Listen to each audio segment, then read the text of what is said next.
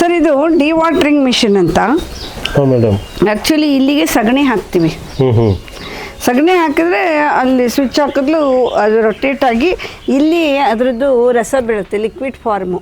ತೋರಿಸ್ತೀನಿ, ಲಿಕ್ವಿಡಲ್ಲಿದೆ. ಇಲ್ಲಿ fibre part ಬೀಳುತ್ತೆ, ಅದನ್ನು ನಿಮಗೆ ತೋರಿಸ್ಕೊಡ್ತೀನಿ. ಫೈಬರ್ ಪಾರ್ಟೆಲ್ಲ ಮತ್ತೆ ಪೌಡ್ರ್ ಮಾಡ್ಕೊತೀವಿ. ಹೆಂಗೆ ನಾವು ಹಲರ್ ಆ್ಯಂಡ್ ಫ್ಲೋರ್ ಮಿಲ್ಲಲ್ಲಿ ಮಾಡ್ತೀವಿ ಆ ಥರ ಫ್ಲೋರ್ ಮಾಡ್ಕೊತೀವಿ.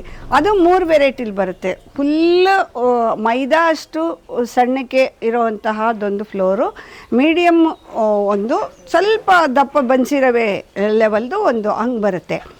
ಅದನ್ನು ಬೇರೆ ಬೇರೆ ಪ್ರಾಡಕ್ಟಾಗಿ ನಾನು ತಯಾರು ಮಾಡ್ತೇನೆ. ನಾನು ಎಲ್ಲ ರೈತರಿಗೆ, ರೈತರ ಮಕ್ಕಳಿಗೆ, ಯುವಕರಿಗೆ ಕೇಳ್ಕೊಳ್ಳೋದಷ್ಟೇನೆ, ಎಲ್ಲೋ ಹೋಗಿ ಕೆಲಸ ಮಾಡೋದಲ್ಲ, ನಮ್ಮ ಮನೇಲಿ ಕೆಲಸ ಮಾಡಿ. ನಮ್ಮ ಮನೆ ಅಂದರೆ ನನ್ನ ಮನೆ ಅಲ್ಲ, ನಿಮ್ಮ ಮನೆಯಲ್ಲಿ ಕೆಲಸ ಮಾಡಿ. ನಿಮ್ಮ ಮನೆಯಲ್ಲಿ ಎಲ್ಲರೂ ಕೂಡ 2 ಹಸು ಇಟ್ಟುಕೊಂಡ್ರೆ ಅಲ್ಲೇ ಕೆಲಸ ಮಾಡಿ. ಅಮ್ಮ, ಅಪ್ಪ, ಮಗ, ಸೊಸೆ, ಮೊಮ್ಮಕ್ಕಳು ಎಲ್ರಿಗೂ ಕೆಲಸ ಆಗುತ್ತೆ. ಅದನ್ನು ದುಡ್ಡಾಗಿ ಪರಿವರ್ತನೆ ಮಾಡಿ, ಪ್ಯಾಕ್ ಮಾಡಿ ಇಡಿ. ಸಮಯ ಬರ್ತದೆ, ಮಾರಾಟ ಮಾಡಿ. ಆ ಬಂದ ದುಡ್ಡನ್ನು ಅಲ್ಲೇ ಖರ್ಚು ಮಾಡಬೇಡಿ. ಜೋಪಾನ ಮಾಡಿಕೊಂಡು ಒಂದು ಕಡೆ ಲೆಕ್ಕ ಬರ್ಕೊಂಡು ಯಾವುದಕ್ಕೆ ಎಷ್ಟು ಮಾಡಬೇಕೋ ಅಷ್ಟು ಮಾಡಿ, ಏನೂ ಕಷ್ಟ ಆಗಲ್ಲ. Correct madam. ಇದು ಮಿಷಿನ್ ಎಲ್ಲಿ ತರಿಸಿರಿ ಮೇಡಮ್? ಸರ್ ಇದು ನಮಗೆ ಸರ್ಕಾರದ ಅನುದಾನದಲ್ಲಿ ಸಿಕ್ತು ಸರ್.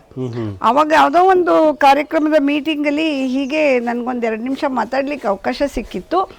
ಆವಾಗ ಅಲ್ಲಿಯವರೆಗೆ ನಾನು ನಿಜ ಹೇಳಬೇಕಂದ್ರೆ ಈ ಸಗಣಿನ ಈ ಮನೆಯಲ್ಲಿ ಗಂಡಸ್ರದ್ದು ಹಳೆ ಪಂಚೆ ಬನಿಯನ್ನು ಅದಕ್ಕೆ ಹಾಕಿ ಸ್ಕ್ವೀಸ್ ಮಾಡಿ ಒಣಗಿಸ್ಕೊಂಡು ಪೌಡ್ರ್, ಮಿಕ್ಸಿಲಿ ಪೌಡ್ರ್ ಮಾಡ್ಕೊತಿದ್ದೆ. ಅದನ್ನು ನಾನು ಸಭೆಯಲ್ಲಿ ಹೇಳಿದಾಗ ಅಲ್ಲಿದ್ದಂತಹ ಅಧಿಕಾರಿಗಳು, ಅವರು ಮಿನಿಸ್ಟ್ರುಗಳು, ಅವರೆಲ್ಲರೂ ಪಾಪ ಇಷ್ಟು ಕಷ್ಟಪಡ್ತಾಳೆ ಹೆಣ್ಮಗಳು, ಇಂಥದ್ದೇನಾದರೂ ಒಂದು ಅವಕಾಶ ಇದ್ದರೆ ಮಾಡಬೇಕು ಅಂತ ತೀರ್ಮಾನ ಮಾಡಿ ಅವಕಾಶ ಮಾಡಿ ನನಗೆ ಕೊಟ್ಟರು. ಗೋ ತ್ಯಾಜ್ಯಗಳಿಂದ ಮೌಲ್ಯವರ್ಧನೆ. ಅವರು ತ್ಯಾಜ್ಯ ಅಂತಾರೆ, ನಾನು ತ್ಯಾಜ್ಯ ಅನ್ನಲ್ಲ. ಯಾಕೆಂದರೆ ನಮ್ಮ ಪ್ರಕಾರ ಅವ್ರು ಏನನ್ನ ತ್ಯಾಜ್ಯ ಅಂತಾರೆ, ಗೋಮಯವನ್ನು, ಸಗಣಿಯನ್ನು ತ್ಯಾಜ್ಯ ಅಂತಾರೆ. ಆದರೆ ನಾನು ಅಂತೀನಿ ಗೋಮಯೇ ವಸತೇ ಲಕ್ಷ್ಮಿ. ಸಗಣಿಯಲ್ಲಿ ಲಕ್ಷ್ಮೀ ದೇವಿ ವಾಸ ಮಾಡ್ತಾಳೆ. ಅವಳನ್ನ ಯಾಕೆ ನಾವು ತ್ಯಾಜ್ಯ ಅನ್ಬೇಕು? ಅದನ್ನ ಲಕ್ಷ್ಮಿ ಮಾಡ್ಕೊಳ್ಳೋ ಕಲೆ ನನಗೆ ಗೊತ್ತಿರಬೇಕು. ಯಾವುದೇ ರೈತ ಇದನ್ನ ಒಂದು ವೇಳೆ ನೋಡ್ತಾ ಇದ್ರೆ, ನೀವು ಸಗಣಿಯನ್ನ ಬರೀ ತಿಪ್ಪೆ ಗೊಬ್ಬರ ಮಾಡಿದ್ರೆ ನಿಮಗೆ ಬೇಕಾದಷ್ಟು ಹಣ ಸಿಗಲ್ಲ. ಅದರಿಂದ ಮೌಲ್ಯವರ್ಧನೆ ಮಾಡಿ, ಎಲ್ಲ ಐಟಮ್ಸ್ನ ಮಾಡಿಬಿಟ್ಟು ಅಗತ್ಯ ಇರೋವ್ರಿಗಿನ್ನ ಸಂಪರ್ಕ ಮಾಡಿ. ನೀವೆಲ್ಲ ಒಪಿನಿಯನ್ ಮೇಕರ್ಸ್. ನಿಮ್ಮಂಥವ್ರ ಹತ್ರ ಹೇಳಿದ್ರೆ ನೀವು 1000 ಜನ ರೀಚ್ ಆಗ್ತೀರಾ. 1000 ಜನ ಕೇಳಿದ್ರೆ ಅದರಲ್ಲಿ ಯಾವನೋ ಒಂದು 100 ಜನನಾದರೂ ನಮ್ಮನ್ನು ಸ್ಪಂದಿಸ್ತಾರೆ. ಅದರಲ್ಲಿ ಯಾರೋ ಒಂದು 2 ತಗೊಳ್ತಾರೆ. ನಂಗೆ 10 ರೂಪಾಯಿ ಬರ್ತದಲ್ವಾ. ಅದು ಬಿಟ್ಬಿಟ್ಟು ನಾನು ಬೆಳಗ್ಗೆ ಎದ್ದೆ, ಸಗಣಿ ಹಾಕ್ದೆ, ತಿಪ್ಪೆಗೆ ತುಂಬಿದೆ, ಹಾಲು ಕರ್ಕೊಂಡೆ, ಹಾಲು ಕುಡ್ದೆ, ಮೊಸರು ಮಾಡ್ಕೊಂಡೆ, ಊಟ ಮಾಡ್ಕೊಂಡೆ, ಹಸುವಿಂದ ಲಾಭ ಇಲ್ಲ, ವಯಸ್ಸಾಯ್ತು ಮಾರ್ದೆ. ಅಲ್ಲ, ಹಸುವಿನ ಅದರ ಒಂದೊಂದು ಅಣುವು ಕೂಡ ನಮಗೆ ಹಣವನ್ನು ಕೊಡುತ್ತೆ. ಅದನ್ನು ನೀವು ತಿಳ್ಕೊಂಡು ಮಾಡಬೇಕಷ್ಟೇ. ಈಗ ಒಂದು ಮಗು ಹುಟ್ಟಿದ್ರೆ ಆ ಮಗು ಹುಟ್ಟಕ್ಕೆ ಮುಂಚೆನೇ ನಾವು ಡಾಕ್ಟ್ರಿಗೆ ದುಡ್ಡು ಕೊಡೋಕ್ಕೆ ಶುರು ಮಾಡಿ ಆ ಮಗುವನ್ನು ನರ್ಸರಿ, ಅಂಗನವಾಡಿಯಿಂದ ಹಿಡಿದು ಅದರದ್ದೊಂದು ಸ್ಟಡೀಸ್ ಆಗೋವರೆಗೆ ಎಷ್ಟು ನಾವು ಅದಕ್ಕೆ ಯೂನಿಫಾರ್ಮ್ ಇರ್ಬೋದು, ಶೂ ಇರ್ಬೋದು, ಪುಸ್ತಕ ಇರ್ಬೋದು, ಬಸ್ ಚಾರ್ಜ್ ಇರ್ಬೋದು ಅಂತ ಅಷ್ಟು ಖರ್ಚು ಮಾಡ್ತೀವಲ್ವಾ. ಅಂದಮೇಲೆ ಒಂದು ಹಸುನ ನಾವು ಯಾಕೆ ಒಂದು 6 ತಿಂಗಳು ಅಧ್ಯಯನ ಮಾಡ್ತಾ ಇಲ್ಲ? ಮಾಡಬೇಕು.